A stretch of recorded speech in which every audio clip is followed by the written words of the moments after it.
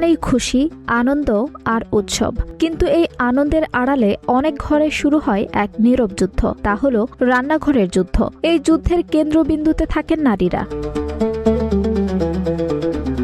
ঈদের আগের রাত থেকেই শুরু হয় প্রস্তুতি। মাংস কাটা, ধোয়া, মশলা বাটা, ফ্রিজ গোছানো, বাসনপত্র ঠিক করা, সবকিছু সামলে নেন পরিবারের মা, বোন বা স্ত্রী। ঘরের অন্যরা যখন ঈদের নতুন পোশাক আর ঘোরাঘুরির পরিকল্পনায় ব্যস্ত, তখন রান্নাঘরে চলতে থাকে একটানা কাজের ধারা।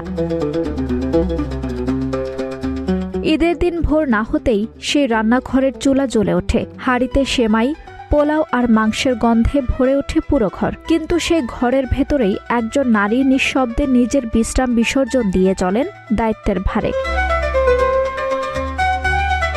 অতিথি আসা যাওয়া, খাবার পরিবেশন, আবার রান্না, সব মিলিয়ে ঈদের দিনটি অনেক নারীর জন্য হয়ে ওঠে একটানা কর্মদিবস। উৎসব যেখানে সবার, সেখানে অনেক সময় নারীর আনন্দ হারিয়ে যায় রান্নাঘরের ভেতরে। সমাজে এই চিত্র নতুন নয়। প্রতিটি ঈদে এমন হাজারো নারী অন্যদের ঈদকে সুন্দর করতে গিয়ে নিজের ঈদের আনন্দকে পিছনে ফেলে রাখেন। বিশেষজ্ঞরা বলছেন, ঈদের আনন্দ তখনই পূর্ণতা পায় যখন পরিবারের সবাই মিলে দায়িত্ব ভাগ করে নেয়। কারণ ঈদ শুধু খুশি ভাগ করার উৎসব নয়, দায়িত্ব ভাগ করারও শিক্ষা দেয়। আঞ্জুম হক আরবি, টাইম নিউজ ডেস্ক।